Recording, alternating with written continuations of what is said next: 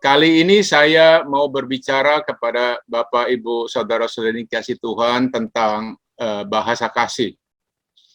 Seringkali orang yang sudah menikah, mereka klaim bahwa mereka menikah berdasarkan kasih. Ya, seringkali mereka sebelum menikah mengatakan alasan untuk menikah untuk supaya berbahagia. Tetapi seringkali setelah menikah mereka tahu, ternyata aku setelah menikah nggak tambah bahagia. Setelah menikah pun mereka merasakan, loh, di mana kasih? Gitu kan? Bapak Ibu, kali ini kita mau membahas sesungguhnya ada pertanyaan besar yang perlu kita jawab. Apakah kita sudah berhasil mengekspresikan atau mengkomunikasikan rasa kasih kita kepada pasangan yang kita benar-benar mengasihinya? Jangan-jangan rasa kasih itu cuma ada di dalam hati, di dalam pikiran kita, nggak pernah kita sampaikan. Ya, ada juga yang sudah menyampaikannya, I love you, Mom, I love you, I love you. Tetapi it's just a word, hanya kata-kata, lip service kata orang bilang ya. Nah, kita mau belajar lebih jauh lagi. Sesungguhnya, Bapak Ibu ini kasih Tuhan, ketika kita mau menyampaikan rasa kasih kita itu, kita harus menyampaikan dengan cara yang efektif. Sehingga apa yang ada di hati kita ini bisa tersampaikan dan bisa diterima oleh orang yang kita kasihi secara utuh. Jadi bukan di awang-awang. Nah, ada satu pakar yang saya kagumi, Gary Chapman, dia berkata ada 5 cara untuk menguraikan, menyampaikan rasa kasih kita kepada pasangan yang kita kasih. Yaitu dengan kata-kata seperti I love you, itu jelas dengan kata-kata. Word of affirmation, kita katakan. Ya. Lalu dengan sentuhan.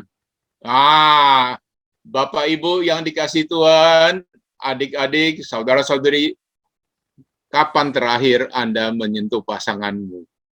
Ya toh? Terakhir kasih ciuman yang manis kepada pasanganmu kapan? Ayo. Ya. Kalau sudah lama setelah dengar ini lakukanlah. Yang ketiga ada cara lain dengan hadiah, dengan gift. Ya. Kalau sudah dengan kata-kata, dengan sentuhan, dengan gift, itu sesungguhnya kita ini sedang merawat cinta kita. Yang tadinya kita cuma jatuh cinta, sekarang tugas kita merawat cinta. Apakah cukup cuma 3 gitu? Enggak. Kita juga harus menyatakan kasih kita melalui tindakan pelayanan.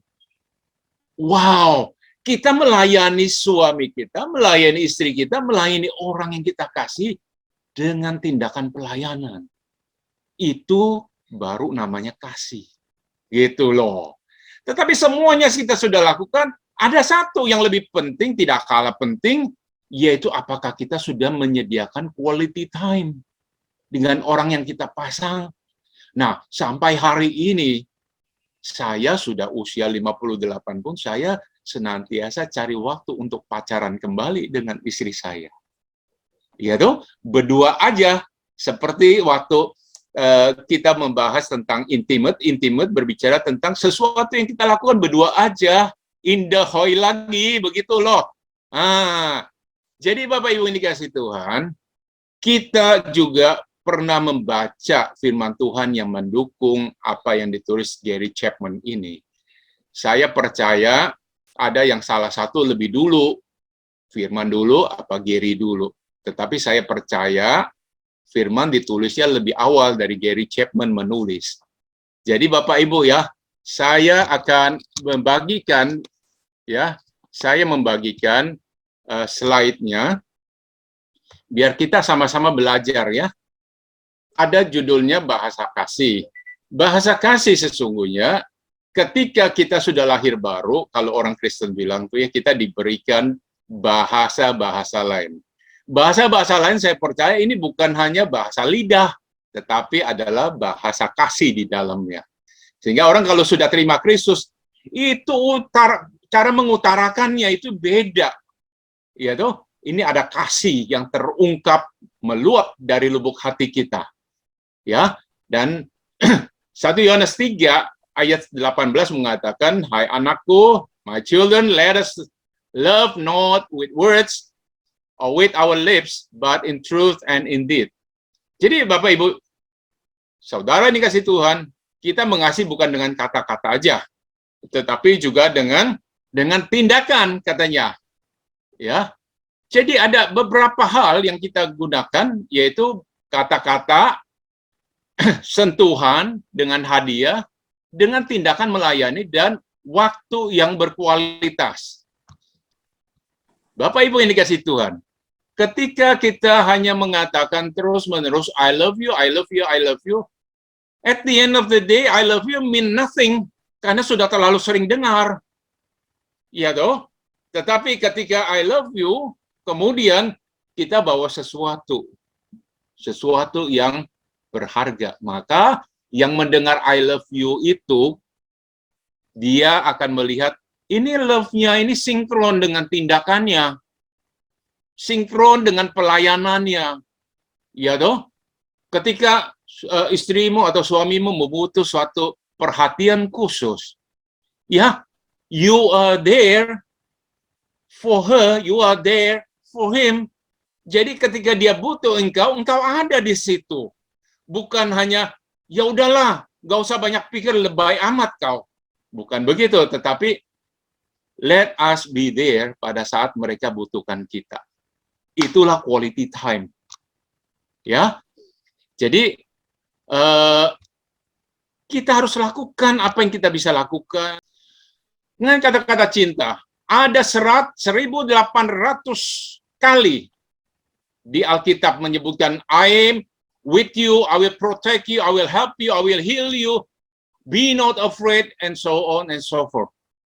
Itu semua kata-kata afirmasi, kata-kata yang kita ucapkan bila mana kita berhadapan dengan orang yang lagi stres, orang yang lagi takut, kita katakan ini. Ya, inilah ketika kita mau ekspresikan dengan kata-kata. Dengan sentuhan, Bapak Ibu. Ketika kita bilang dengan sentuhan, nah, di Yeskiel itu mengalami suatu pengalaman ilahi. Ya, dia katakan, Tuhan mengulurkan sesuatu berbentuk tangan, dipegangnya jambulku, dan ketika itu roh itu mengangkat aku di antara langit dan bumi. Wow, itu suatu hal yang sangat extraordinary. Ketika kita mengalami jamahan, sesuatu itu harus terjadi pada orang yang kita jamah. Bukan setelah kita jamah, malah dia tambah kesel. Minggir. Wah, orang lagi rungsing, kamu pegang-pegang. Bukan begitu, tetapi ketika kita jamah dengan dorongan Roh Kudus, sesuatu terjadi. Dia mengalami relief, dia mengalami satu hal yang positif dalam hidup ya. Nah, ketika kita berbicara bahasa kasih melalui pemberian, Tuhan itu di Yohanes 3 ayat 16, Tuhan berkata, karena begitu besar kasihnya kepada dunia ini, maka diberikanlah anaknya yang tunggal. Anaknya yang tunggal itu sesuatu yang berharga sekali diberikan. Karena apa? Karena cinta. Wow, kalau kita masih pelit, masih hitung-hitungan, terus kita terus-menerus ngomong I love you, love kita jadi murahan, Bapak Ibu. Ya, jadi lakukan sesuatu dengan memberi sesuatu yang berharga. Ya, kalaupun harus kita buang salah satu hobi kita, lakukan itu untuk menyatakan kasih kita. Ya, nah ada quality time. Yesus memberi undangan kepada kita semua untuk bersekutu dengan Dia. Dia bilang, marilah kepadaku, marilah engkau yang letih lesu berbeban berat. Karena dengan bersekutu, dengan menghabiskan quality time dengan Yesus, maka kita mengalami kelegaan. Yang letih lesu berbeban berat, tiba-tiba keletihannya itu sirna. Beban yang berat itu nggak jadi beban lagi. Nah, itulah ketika kita aplikasikan ini di dalam kehidupan rumah tangga kita pada saat suami kita, istri kita butuh pada saat ini, ya, menghadapi situasi yang lebih lagi penuh dengan tantangan, penuh dengan tekanan. Maka ketika kita mau spend time together with our spouse, dengan kekasih kita, dengan istri maupun suami kita, nah, stresnya itu bisa sedikit banyak terurai. Ya, spending quality time itu bukan berarti kita menyediakan argumen, tetapi just be there and listen. Itu sudah lebih dari cukup quality time tersebut. Ya, karena orang-orang yang bermasalah itu membutuhkan seseorang yang listen. Dan selanjutnya ada bahasa kasih yang lain, melayani. Act of ministry. Matius 20 ayat 28, sama seperti anak manusia datang bukan untuk dilayani, melainkan untuk melayani. Kita semua masuk ke dalam satu ikatan pernikahan, itu bukan untuk dilayani, tetapi bagaimana kita ambil peran melayani. Melayani pasangan kita, melayani istri kita, melayani suami kita, sehingga melalui pelayanan itu, kasih kita, cinta kita, sampai dan diterima dengan baik oleh yang kita kasihi itu. Haleluya, puji nama Tuhan. Pagi hari ini pesan yang singkat, kita mau belajar Bapak Ibu. Kalau kita sudah masuk di dalam ikatan pernikahan, kita mau sama-sama belajar. Yuk, untuk bisa melatih diri di dalam berbahasa kasih. Sehingga kasih yang kita miliki itu, seberapa besar itu akan sampai kepada orang yang kita kasih dengan efektif dan bahkan dengan efisien.